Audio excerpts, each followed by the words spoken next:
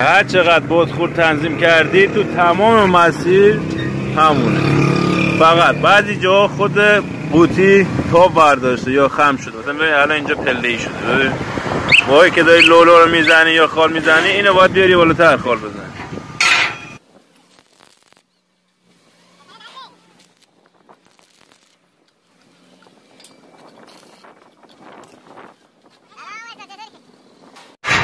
خب بچه میریم برای زوارایی که قراره خدمت اصلا گلنرده بیو.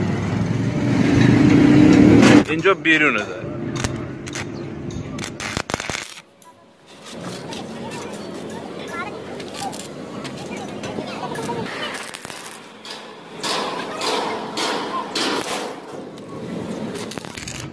تو تمام مراحل آقایون قوطی ها رو که داری وصل میکنی همه چیز باید روبروی هم باشه، همه چی باید هم سطح باشه.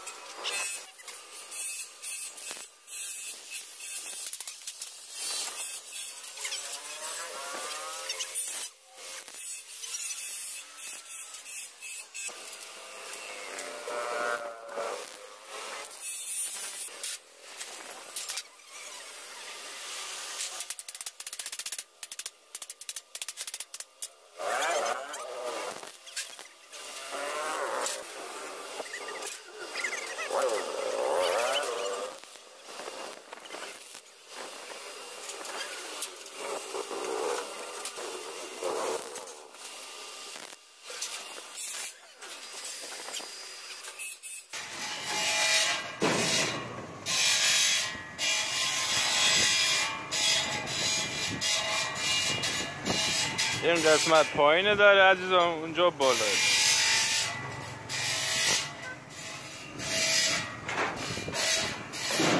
اینجا هم که میبینید خالی مونده، اینجا خود قطعه اضافه میاد و اینجا رو پر میکنه. اینجا شاخه تموم شده، تیکه بعدی میاد. یا مثلا اینجا اینجوری اگه براتون سوال پیش اومده جریان اینه. بعد این قسمت ها هم پر میشه، این ور شیشه میاد. اینجا پایین نداره، اوکی. تقریبا بین 80 تا 1 متر میفته. برش میزنیم براش. اینو که برش زدی بعد 2 در 2 میفته و ادامه.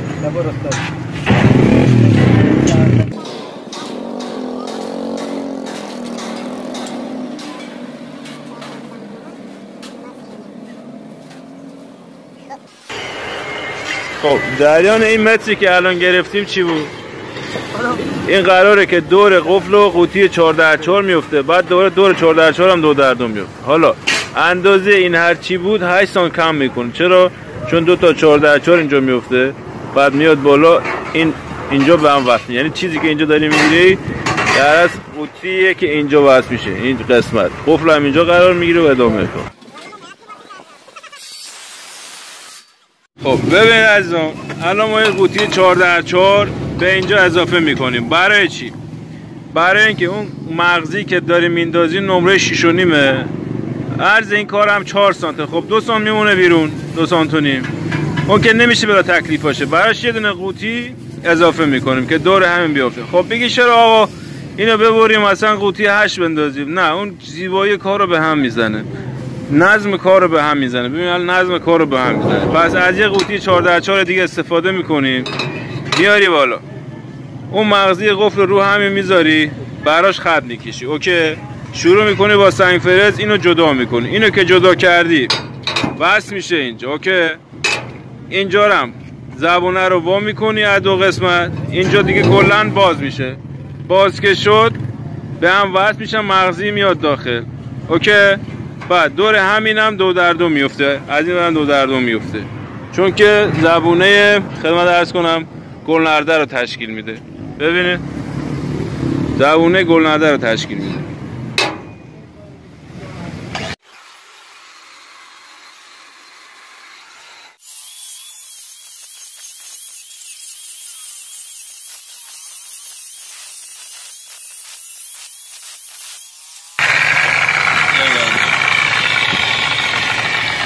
الان بچه اینجا رو با الکترود ذوب میکنه، با پیشکشی میاری بیرون، سمت دومش هم خدمت عرض کنم با الکترود ذوب میکنی و یه ساب میکشی چیزی بیرون نمونه.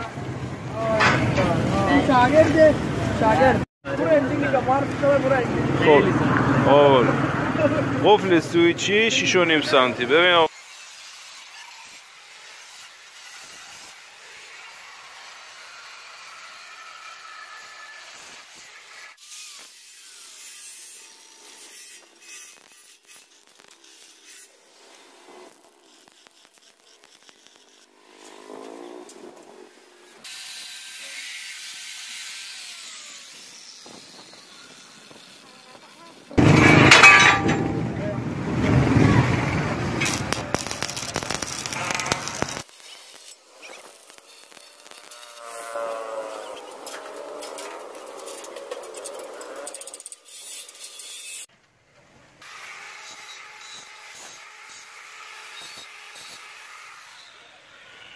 آشوزا اینو بذار. این لبه ها رو بچه قشنگ سنگ میکشید، صاف میکنی. اینجا رو هم همینجور که قشنگ بچسبی. نشون بده. ببین آقا نباید تاپ حالت تاپ بازی کنه، حالت الا کلنگی بشه. این قشنگ محکم سر جاش وایس.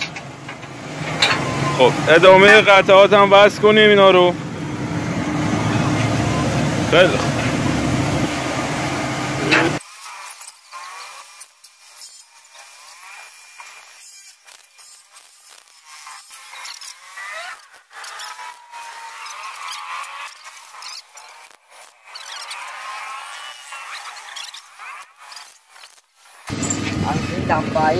اینجا اندازه تغییر پیدا کرد بچه، اینجا بازم بهش اضافه میشه.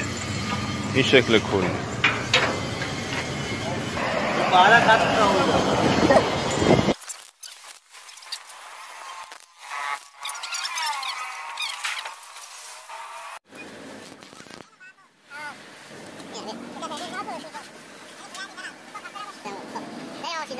دیگه چاک زدیم و مندازیم این گوشه. بریم آقا. چرا؟ چون که از این برم برش میخوره، مغزی جا میفته. پشتبند این هم یه دونه قوطی 2x2 میاد.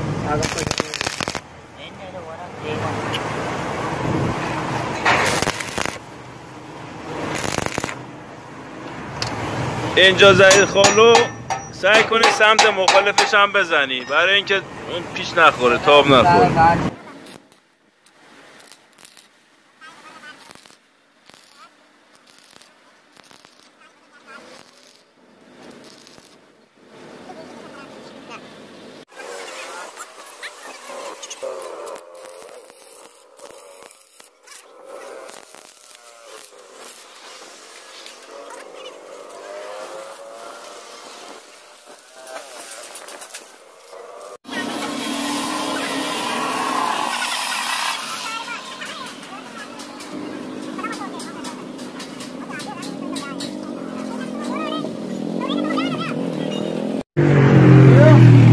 خب آقا ما الان گلنرده رو جا زدیم روی لنگه در. لنگه تکیه‌گاه هم اینم خودش نقش داره. حالا نکته کجاست؟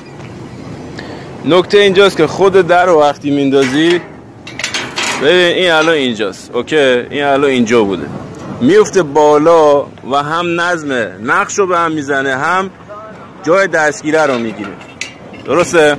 خب ما چه کار میکنیم؟ اندازه خود جایی که علامت زدیم و ازش جدا میکنیم که این لبه ها قشنگ بیاد اینجا قرار بگیره. حالا بعضی نقشا مزاحم دستگیره میشه. خب شما زمانی که اینجا مغزی رو جا میزنی، حفره های دستگیره و جای مغزی اینجا میفته. اونو که علامت زدید اینو بذاری. خب اگه به چیزی گیر کرد باید جداش کنی. اگه به چیزی گیر نکرد مشکل نداره، ولش کنید. درسته چدنه، ولی آروم آروم خال بزنید جوش میخوره. یعنی چند بار خال جوش کوتاه بزنید که یه آلیاژ نزدیک به آهن درست شه و بعد یه جوش محکمتر مثل چیزی که الان اینجا زدیم که این نقش سر جاش بمونه.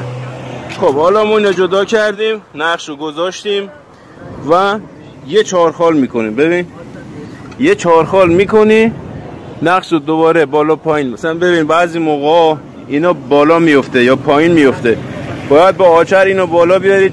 مثلا اگه پایین افتاده بالا بیار جوشش کنید. این مثلا اگه بالا بود فشارش بدی بره پایین، همه چی لب به لب باشه. اینو مثلا جوش بزنید. این نکته ها رو دقت کنید. تکمیل کنیم بریم سراغ لنگه تکیه‌گو. خب مثلا ببینید بعضی جاها اینجوری فاصله میفته. اینو باید با آچر گوساله آچرف نزدیک کنید خدمت هستم، فاصله زیاد نداشته باشه. بعضی موقع خود آهن تاب برداشته یا مثلا خود این شمشش تاب برداشته، میبینید که جور در نمیاد دیگه. خیلی هم خدمت هستم مثلا فشار میدین نمیاد، خیلی هم دیگه باش کلنجار نرید دیگه. خب بریم ادامه.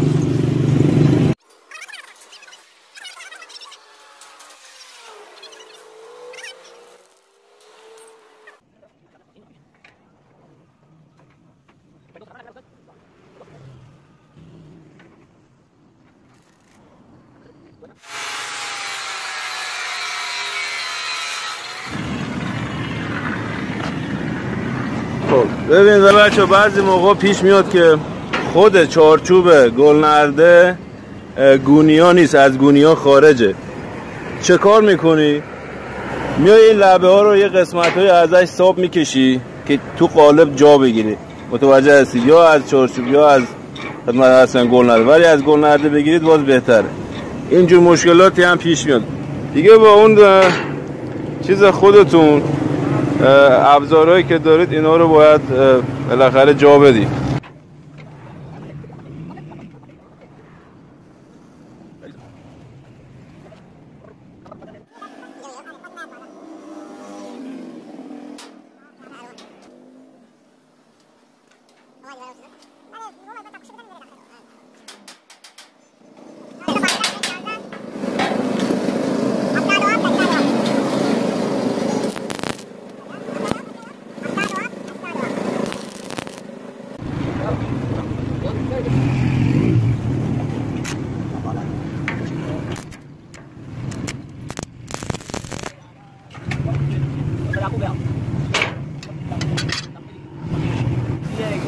یکم بره.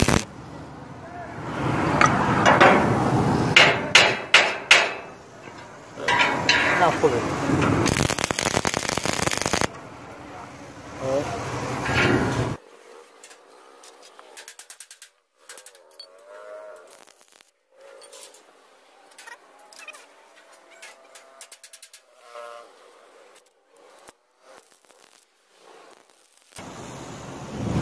خب یه نکته اینجا بگم. ببین بچه ها مثلا توی نقشه شمش پایین نقش افتاده. اوکی ما بخوایم اینو جوش کنیم خیلی شکننده میشه. خب برای همین شمش پایینی رو بالا میاریم که به شمش جوش بزنیم. متوجه هستید؟ حالا اینو نگاه کنید. حالا اینجا رو نگاه کنید. شمش قشنگ نقش یه جوریه که اینجا دقت کنید. نقش یه جوریه که قسمت های کوچیکی روی شمش افتاده و قشنگ مماس کردیم و خال و جوش.